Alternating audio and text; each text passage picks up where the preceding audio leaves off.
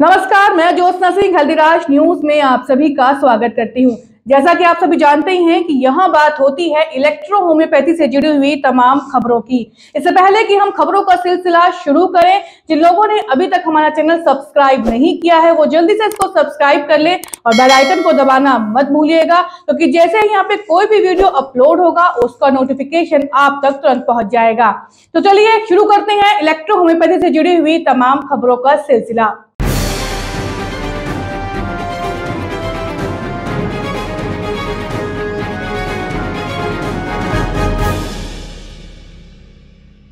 सेहत के प्रबंधन में बनाई गई national association of electro homeopathy के द्वारा कर्नाटक में 3 दिवसीय साइंटिफिक सेमिनार का आयोजन किया गया। 18 से 20 नवंबर तक कर्नाटक के बेलगावी में स्थित संकेश्वर धाम में आयोजित इस सेमिनार का नेतृत्व डॉक्टर सतीश हिरेमठ स्वामी जी द्वारा किया गया। सेहत के निदेशक डॉक्टर केपी सिन्हा, उप निदेशक डॉक्टर प्रभात कुमार सिन्हा और research adviser doctor Abhishek Kumar Sinha सहित NAEHP के नेशनल कोऑर्डिनेटर डॉक्टर आनंद सिन्हा एवं बिहार स्टेट कोऑर्डिनेटर डॉक्टर श्रवण कुशवाहा को विशेष रूप से इस सेमिनार में आमंत्रित किया गया था। साथ ही कर्नाटक के विभिन्न जिलों से आए EH चिकित्सकों ने इस सेमिनार में हिस्सा लेकर इसे सफल बनाया।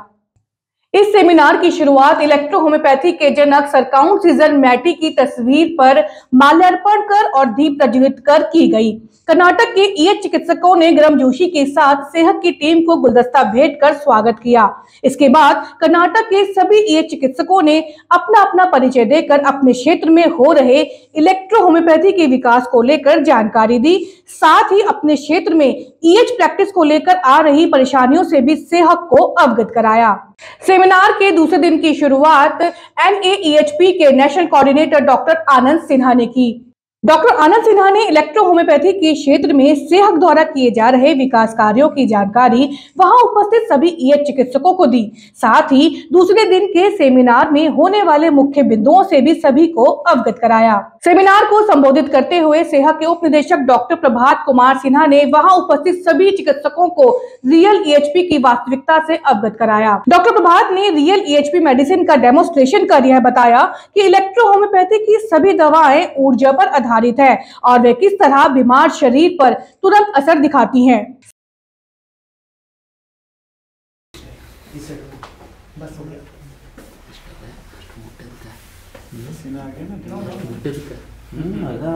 एक्टिविटी में कमी आ जाती है ना कोड में। ठीक है, आप रजिस्टर करेंगे अपने आप को, फुल एनर्जी से रोकिएगा।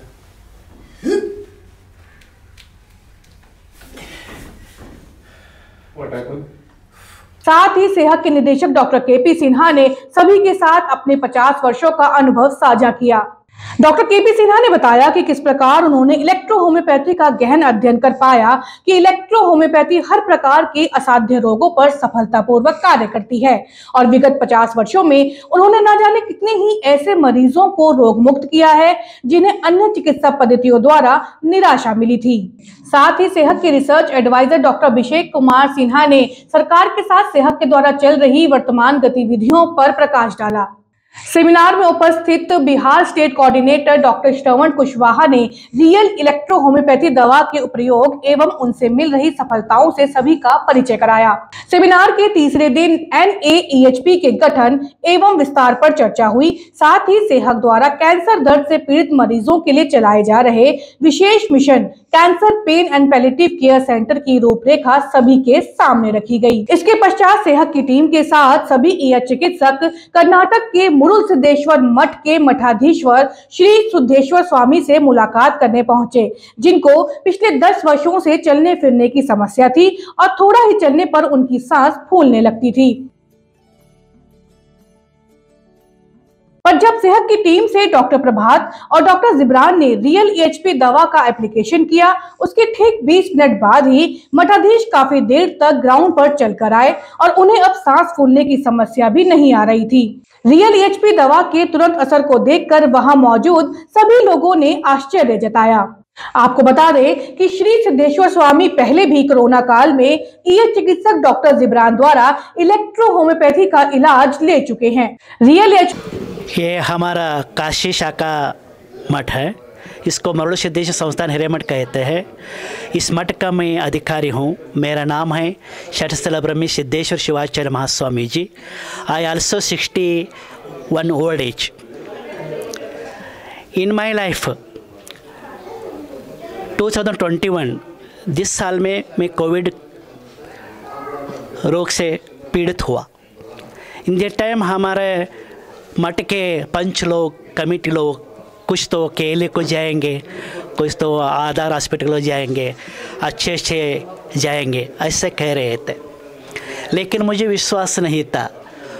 कौन अस्पताल जाएगा, वो डेड हो के आ रहे थे। इसलिए मुझे मठ में ही ट्रीटमेंट चाहिए, ऐसे मैं बोला। उसी से हमको जिब्रान डॉक्टर के परिचय हुआ।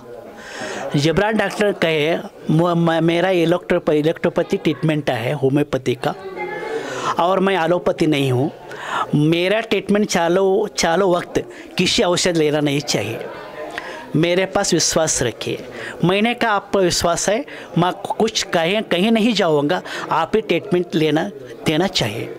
उसी समय मेरा ऑक्सीजन का लेवल था 86 और अबाव 80।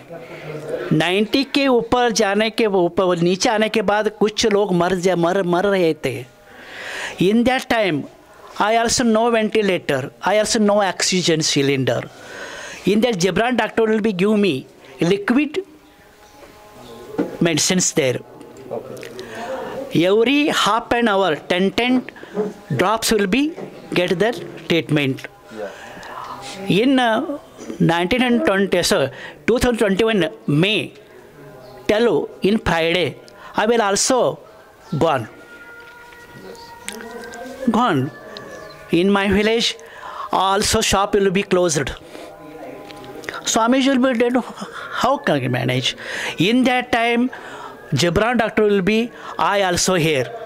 मैं भगवान के पास लड़ूंगा, मेरे स्वामी जी रहना चाहिए, ऐसे बोलकर क्या ट्रीटमेंट दिया मुझे मालूम नहीं। लेकिन जाने का आदमी फिर वापस भूमि पर आया और अभी मैं रियल एचपी के तुरंत प्रभाव को देखते हुए श्री सिद्धेश्वर स्वामी ने भारत सरकार सहित कर्नाटक सरकार से आग्रह किया कि शीघ्र ही इलेक्ट्रो होम्योपैथी के विकास के लिए कार्य किए जाएं। मेरा सुप्रीम कोर्ट नमो ही है। प्रधानमंत्री जी को बोल रहा हूँ मैंने,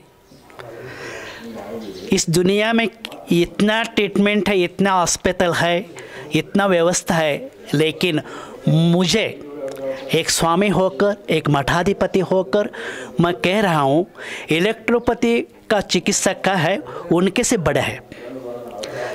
मैं कहना चाहता हूँ, मेरा CRP 275 होता,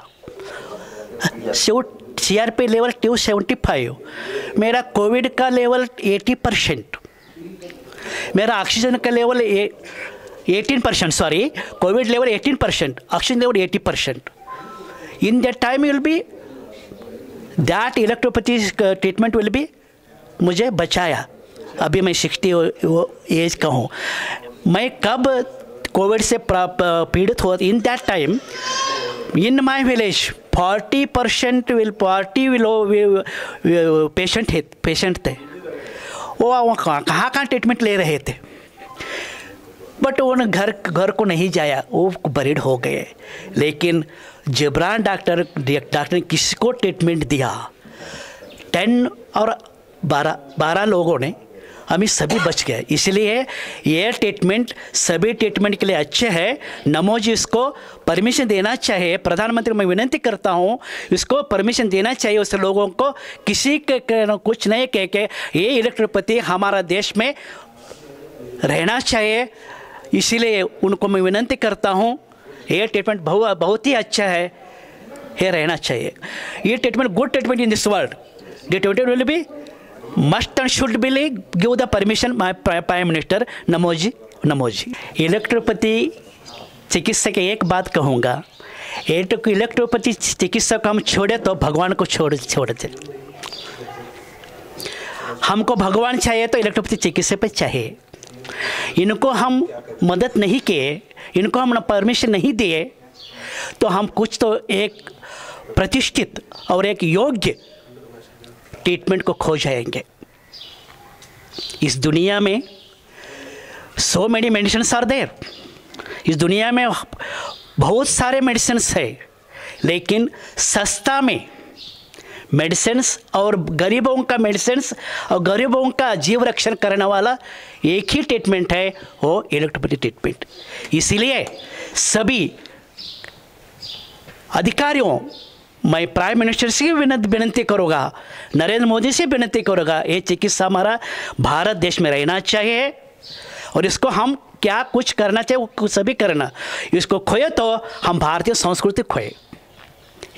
मैं एक बात बताऊंगा और एक बात बताऊंगा, हम इलेक्ट्रोपैथी खोते हैं तो भगवान खोते हैं। भगवान कुछ कीमत दे रहे, गौरव दे, उसी का गौरव इसको देना चाहिए। मैं जिंदा होकर कह रहा हूँ,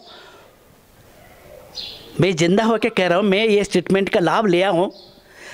कुछ समय कुछ कहाँ पे बुलाओ, मेरे बात एक ही होगा, electropathy treatment will be best treatment in this world. That treatment रहना चाहिए, उसको हम सर्व रीति से उनको अनुकूल करना चाहिए।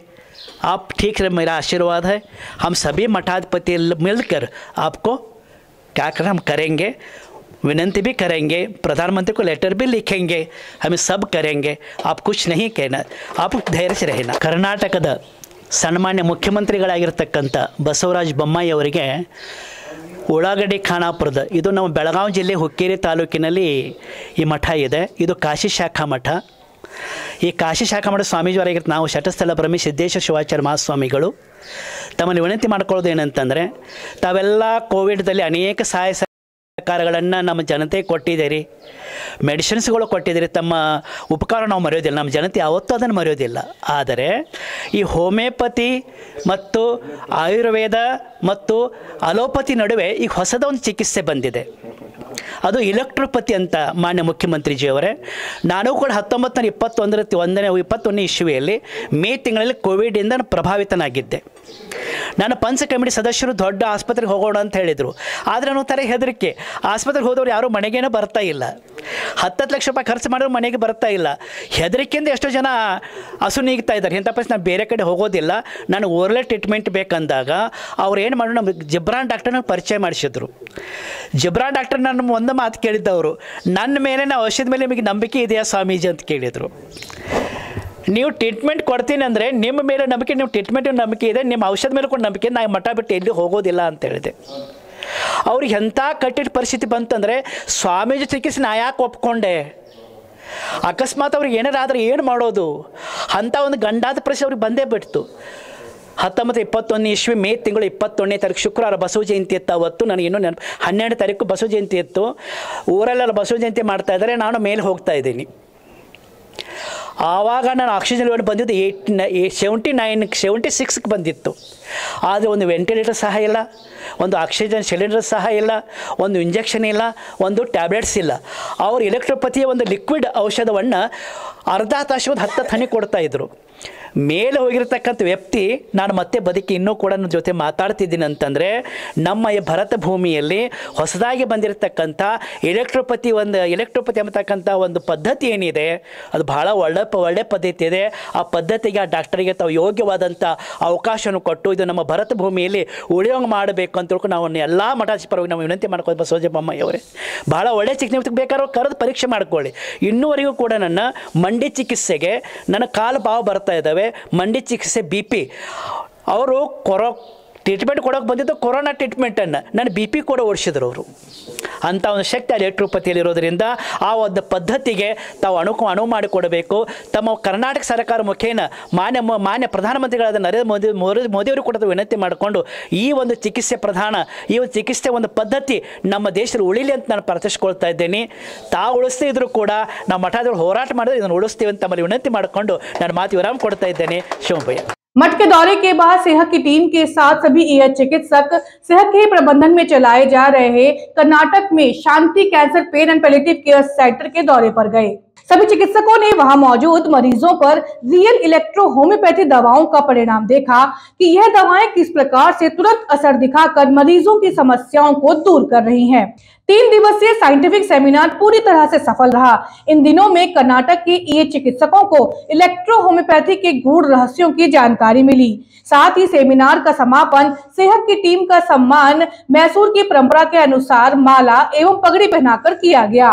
डॉक्टर सतीश हिरेमठ स्वामी जी ने पूरे कर्नाटक के ये चिकित्सकों की ओर से सेहत को तहे दिल से धन्यवाद ज्ञापित किया। तो ये थी इलेक्ट्रो होम्योपैथी से जुड़ी हुई एक अहम खबर। हम आगे भी आप तक इलेक्ट्रो होम्योपैथी से जुड़ी हुई तमाम खबरें पहुंचाते रहेंगे। जिन लोगों ने अभी तक हमारा चैनल सब्सक्राइब नहीं किया है वो जल्दी से इसको सब्सक्राइब कर ले और बेल आइकन को दबाना मत भूलिएगा, क्योंकि जैसे ही यहाँ पर कोई भी वीडियो अपलोड होगा उसका नोटिफिकेशन आप तक तुरंत पहुंच जाएगा। अब मैं आपसे लूंगी इजाजत। नमस्कार।